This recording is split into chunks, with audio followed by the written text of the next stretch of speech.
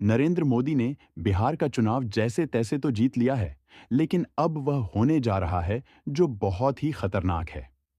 RJD के इस ऐलान से देश में हड़कंप मच गया है, जहां पर अब आरजेडी के विधायक इस्तीफा देने जा रहे हैं।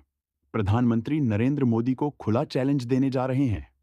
अगर जब चुनाव एक तरफा ही जीतना था, तो चुनाव क्यों कराया गया? बिहार की 243 सीटें प्रधानमंत्री नरेंद्र मोदी अब खुद ही रख लें, अपने पास रख लें, क्योंकि चुनाव का कोई मतलब नहीं। दोस्तों, अभी हाल ही में भाजपा के एक नेता हैं जिन्होंने बकायदा बयान जारी करके ये कहा था कि चुनाव आयोग हमारे हाथ में है, जबकि यही सच्चाई है, हमारे देश की चुनाव आयोग भाजपा के हाथ में है। ज्ञानेश कुमार नरेंद्र मोदी की गोद में बैठकर रिजल्ट दिखाते और बताते हैं, और वैसा ही हो रहा है। अब भाजपा नेता ने जरा यहां पर देखिए, बयान भी जारी किया और बताया कि चुनाव आयोग हमारे हाथ में है। और जब चुनाव आयोग नरेंद्र मोदी के हाथ में है, तो भाई चुनाव आयोग चुनाव कराना बंद करे और एक तरफा भाजपा को जीत दिलाता चला जाए। ऐसे ही चुनाव को कोई मतलब ही नहीं है। इतना पैसा खराब करने का कोई मतलब ही नहीं, जहां पर चुनाव एक तरफा हो। अब दोस्तों, यहां पर देखिए, आरजेडी ने परिणाम मानने से इनकार कर दिया। सूत्रों के हवाले से यह खबर आ रही है कि आरजेडी ने यह जो रिजल्ट सामने निकल कर आया है, इसे मानने से इनकार कर दिया कि भाई हम इस रिजल्ट को नहीं मानेंगे। जरा देखिए, लिखा भी है, बिहार चुनाव परिणाम के बाद लालू यादव की उपस्थिति में महागठबंधन की बैठक जारी है। सूत्रों के अनुसार तेजस्वी सहित सभी जीते हुए विधायक नहीं ग्रहण करेंगे शपथ। चुनाव चोरी के आरोपों के साथ वापस से चुनाव कराने की मांग की जा सकती है। आरजेडी ने आज के परिणाम में एनआईडीए को 205 सीट मिली। वहीं महागठबंधन सिर्फ 32 सीटों पर ही सिमट गई, जिसे राजद ने मानने से इनकार कर दिया है। क्या महागठबंधन के सभी दल देंगे साथ? खासकर कांग्रेस, जिसे सिर्फ 2 ही सीट नसीब हुई है, हासिल हुई है। वहीं लेफ्ट को भी 2 सीट चुनाव आयोग द्वारा धांधली कर एनआईडीए के पक्ष में चुनाव करने का आरोप लगाया गया। तो बात यह है कि आरजेडी बड़ी बड़ी बैठकें कर रही हैं। आरजेडी किसी नतीजे पर पहुंचना चाहती है कि ऐसे चुनाव का बहिष्कार कर दिया जाए, जो चुनाव एक तरफा हो, जो चुनाव पहले से ही हाईजे जैक हो चुका हो, जिस चुनाव की स्क्रिप्ट पहले से ही लिखी जा चुकी हो, उस चुनाव का लड़ने का कोई औचित्य नहीं, कोई मतलब नहीं। अब दोस्तों, ये खबर सामने आ रही है कि आरजेडी के जितने भी विधायक बने हैं, सब इस्तीफा देंगे और नरेंद्र मोदी को फ्री में 243 सीट देने जा रहे हैं कि 205 नहीं, 204 नहीं, 200 पार नहीं, 243 सीट आप रख लीजिए। जब आपको बेईमानी ही करनी है, तो विपक्ष का कोई मतलब ही नहीं। जरा देखिए, आईएसी न्यूज ने बकायदा इस बात की पुष्टि की है। लिखा भी है, राजद के सभी जीते हुए विधायक दे सकते हैं इस्तीफा। राजद का परिणाम मानने से इनकार जरा देख लीजिए, आरजेडी ने हुंकार भर दी है। तेजस्वी यादव ने बयान जारी कर दिया है कि भैया, हम इस परिणाम से खुश नहीं हैं। अब ऐसा नहीं है कि वह हार गए तो खुश नहीं है। मतलब जिस तरीके से लहर थी महागठबंधन की, पूरा देश देख रहा है कि महागठबंधन की बड़ी लहर थी।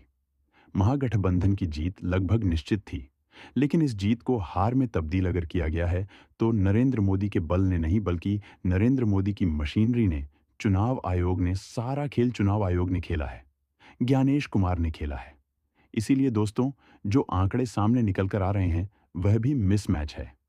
यानी कि चुनाव आयोग ये बता रहा है कि इतने मतदाता थे, तो 3 लाख मतदाता ज्यादा कैसे हो गए।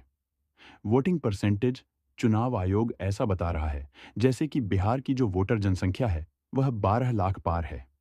यानी कि इनके आंकड़े भी हैरान करने वाले हैं, परेशान करने वाले हैं। यहां पर देखिए, बिहार में कुल मतदाता कितने हैं? 7 करोड़ 42 लाख मतदाता थे। लेकिन चुनाव आयोग ने पहले चरण के दौरान बताया कि 3 करोड़ 75 लाख मतदाताओं ने वोट डाला। दूसरे चरण में बताया कि 3 करोड़ 70 लाख मतदाताओं ने वोट डाला। कुल वोट अगर जोड़ा जाए, तो 7 करोड़ 45 लाख निकल कर आता है। जबकि चुनाव आयोग ने क्या कहा कि बिहार में कुल मतदाताओं की संख्या 7 करोड़ 42 लाख है। तो जब मतदान हुआ, तब 2 चरण के चुनाव हुए, तो चुनाव आयोग ने 3 लाख मतदाता बढ़ा दिए। चुनाव आयोग ने कहा कि 7 करोड़ 45 लाख वोट पड़े। वोटर कितने हैं? 7 करोड़ 42 लाख। तो 7 करोड़ 45 लाख वोट कैसे पड़ गए? यानी कि चुनाव आयोग ने 3 लाख ज्यादा वोट डलवाए हैं। ये 3 लाख वोट ऐसे वोट हैं जहां पर बीजेपी के कई प्रत्याशी 20-20, 25, 30, 100, 1,000, 2,000, 500 वोटों से जीते हैं। जरा सोचिए, अगर 3 लाख वोट बढ़ गए तो भाजपा के कई प्रत्याशी 1,000, 2,000 वोटों से जीते हैं। तो ये जो वोट बढ़े हैं, तो ये वोट ही नहीं बढ़े, बल्कि भाजपा की सीटें बढ़ी हैं। बाकी वोटिंग परसेंटेज को लेकर के चुनाव आयोग बेनकाब रहा कि जब इतना मतदान हुआ, तो फिर अगर 66 समथिंग चुनाव आयोग बता रहा है, तो अगर यह 66.91% मतदान हुआ, तो इसका मतलब यह है कि 4 करोड़ 97 लाख वोटरों ने वोट डाला है। तो चुनाव आयोग क्यों कह रहा है कि 7 करोड़ 45 लाख लोगों ने वोट डाला है? यानी कि चुनाव आयोग का जो आंकड़ा है, वह हैरान करने वाला है। चुनाव आयोग का आंकड़ा किसी को भी समझ में नहीं आ रहा है और ऐसा लग रहा है कि चुनाव आयोग ने बेईमानी की सारी हदें पार कर दी हैं। यह चुनाव नहीं था, बल्कि एक तरफा चुनाव था।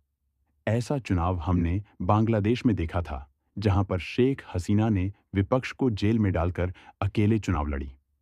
अमेरिका का बयान आया और अमेरिका ने कहा कि यह वन लेडी इलेक्शन है, यानी कि एक महिला ने चुनाव लड़ा। उसके बाद शेख हसीना का क्या हाल हुआ, शायद मुझे बताने की जरूरत नहीं है। यहां तो मोदी जी ने विपक्ष को जेल में तो नहीं डाला, लेकिन पूरी मशीनरी हाईजैक कर ली।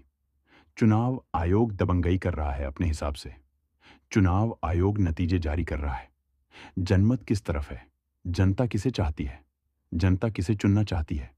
जनता से कोई मतलब ही नहीं। चुनाव आयोग अपने हिसाब से आंकड़े तैयार कर रहा है, जनता को गुमराह कर रहा है।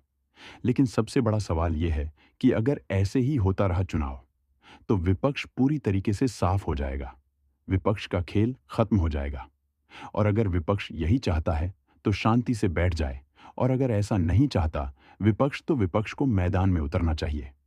जैसे राहुल गांधी ने भारत जोड़ो यात्रा की, वैसे ही राहुल गांधी को ईवीएम को हटाने के लिए या फिर कुछ बड़ा करने के लिए राहुल गांधी को अब कुछ और भी करना चाहिए। जैसे मल्लिकार्जुन खड़गे साहब ने कहा कि हम ईवीएम को लेकर, ईवीएम को हटाने को लेकर पूरे देश में आंदोलन करेंगे, लेकिन आंदोलन नहीं हुआ। ऐसे ही चुनाव आयोग का मनोबल बढ़ता है। जब आप बातें तो बोल देते हैं, लेकिन आप कर नहीं पाते, तो चुनाव आयोग का मनोबल बढ़ता है। एसआईआर को लेकर राहुल गांधी भांडा फोड़ रहे हैं। राहुल गांधी देश दुनिया को बता रहे हैं कैसे फर्जीवाड़ा चल रहा है, लेकिन राहुल गांधी का साथ कोई नहीं दे रहा है। विपक्ष का कोई भी नेता राहुल गांधी का साथ नहीं दे रहा है। राहुल गांधी अकेले हैं। इसीलिए चुनाव आयोग का मनोबल बढ़ रहा है कि राहुल गांधी जो कर रहे हैं, उन्हें करने दीजिए। उनके साथ तो कोई नहीं आ रहा है। तो ऐसे तमाम उदाहरण हैं जिसकी वजह से चुनाव आयोग के हौसले बुलंद हैं। चुनाव आयोग निडर होकर के मोदी भक्ति में लगा है, लोकतंत्र और संविधान की धज्जियां उड़ा रहा है। तो इस पूरे मामले पर आप लोगों की क्या राय है? कमेंट करके जरूर बताइएगा। वीडियो को लाइक, शेयर, अगर चैनल पर नए हैं, सब्सक्राइब करके सपोर्ट कीजिएगा। मिलते हैं अगले वीडियो में।